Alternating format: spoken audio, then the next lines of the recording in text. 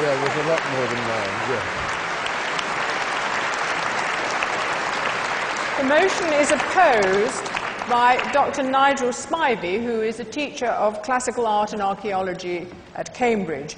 His books, which are many, include Songs on Bronze, Greek Myths Retold, and he has done several television series, of which one was called Digging for Jesus. Dr. Spivey.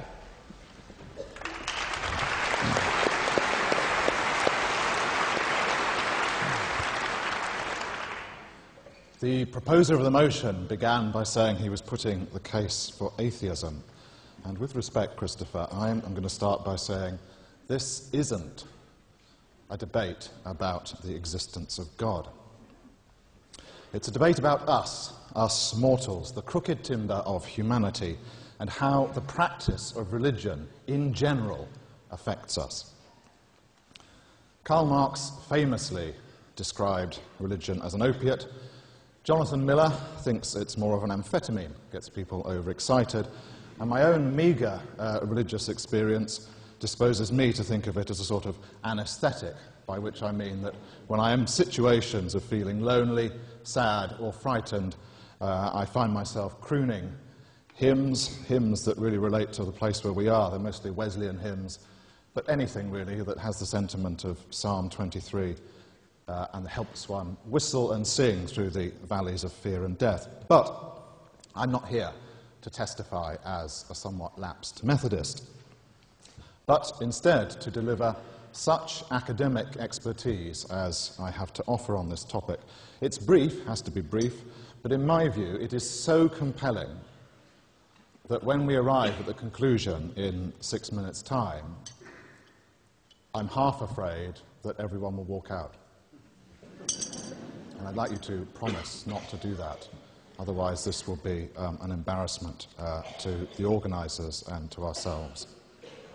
I'm going to talk about archaeology and anthropology and start with the news from archaeology, the long-term view. Is that better?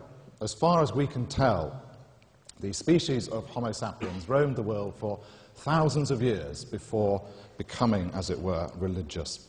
Something radical happened in our minds, our cognitive systems, about 40,000 years ago. We started to make things for the sake of beauty, not utility. We started painting pictures, carving sculptures. We started using symbols, and that probably included talking to each other, making music, painting our bodies, and so on. This is referred to by archaeologists as the creative explosion. And it's a consensus that there's this kind of grand collective takeoff of our human capacities in the Stone Age, or the Upper Paleolithic, to be precise. And one aspect here I think I ought to highlight, which is that one of the features that appears at this time, 40,000 years ago, is that humans start burying each other properly. And they start, with these burials, to put down flowers, gifts, and other signs of what we take to be some kind of succor or consolation, and possibly a belief in an afterlife.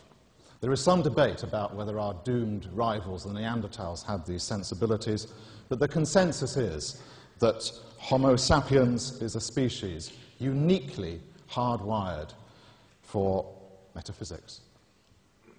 I've written about this in an understated book called How Art Made the World, and I'm not going to go on any more about it. But this archaeological evidence for the genesis of art, religion, and culture in the creative development of Homo sapiens is not easily discounted. And it sets up an evolutionary pattern.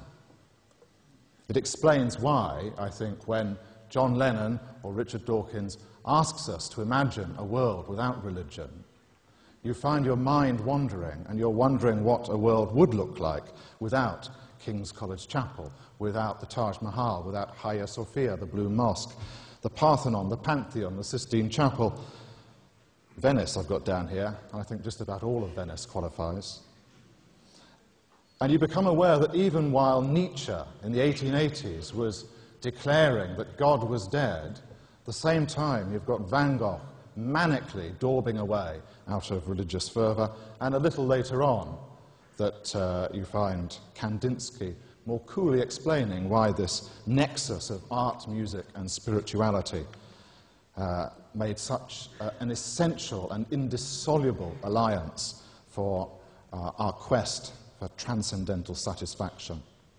And it's why, when I'm asked to imagine a world without religion, it does tend to end up looking like, dare I say, a suburb of Swindon, with the only spire that pierces the sky is the Tesco's clock. Well, we've got a few minutes for the anthropology here as well.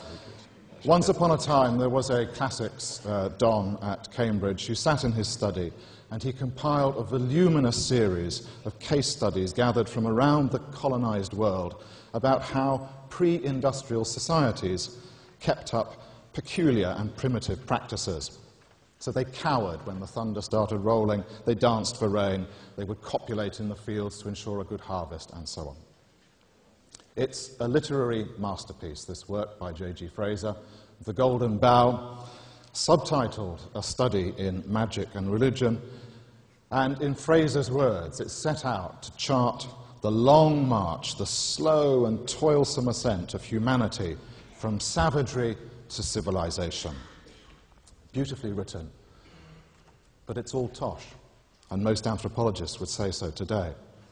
In fact, it was not an anthropologist, but another Cambridge individual, Ludwig Wittgenstein, who made some remarks, offhand as it seems, about Fraser's Golden Bough, and pointed out that Fraser's method was fundamentally mistaken. Fraser supposed that savages, these so-called savages, made their sacrifice to graven idols, or they danced for rain, out of ignorance and superstition. But as Wittgenstein argued, the essence of ritual is performance, it's expressive. It's something that you can't gloss with a reasonable explanation. In Wittgenstein's word, we can only describe and say, human life is like this. Have I got time for an analogy?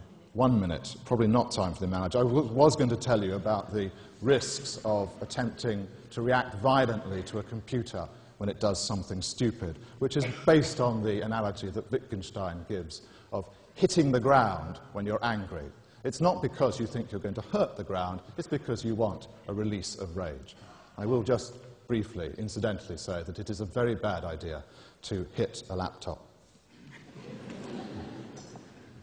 William James, the American psychologist, showed a century ago that there is no logical connection to be made between the fact that our ancient ancestors made errors of scientific reasoning, mixed them up with their religion, and the conclusion that all religion is a big mistake. Logically, that just does not work.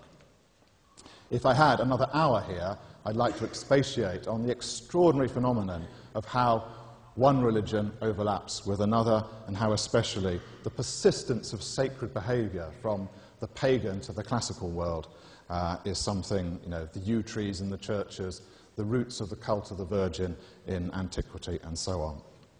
But I'm going to end up by saying that around the world, whatever we say here tonight, around the world, the sea of faith rolls on. It rolls on because faith is not some kind of atavistic relapse, but part of our creative and ingenious nature. It's a force by which we humans survive. And the conclusion is that this fact is attested archaeologically, anthropologically, psychologically, and, I dare say, neurologically. And the conclusion would be that for the next hour or so, can I tell you this? In a sense, we are wasting our time debating that we'd be better off without religion. It's not an option. Religion is part of our human makeup, and it's going to be a very interesting time that we spend, but essentially it's not a topic for debate. It's the way that we are. Brilliant. Well done, Rosie.